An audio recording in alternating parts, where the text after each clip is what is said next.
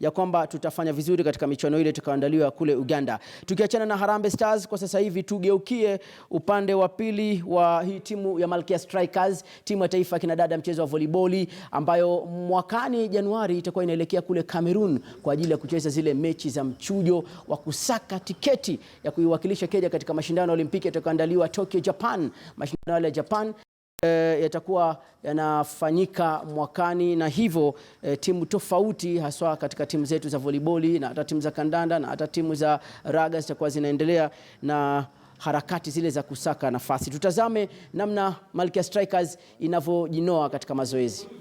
Tunangojea watu 11 ambayo tunatarajia either leo. Niko na imani ya kwamba kesho tutakuwa full squad.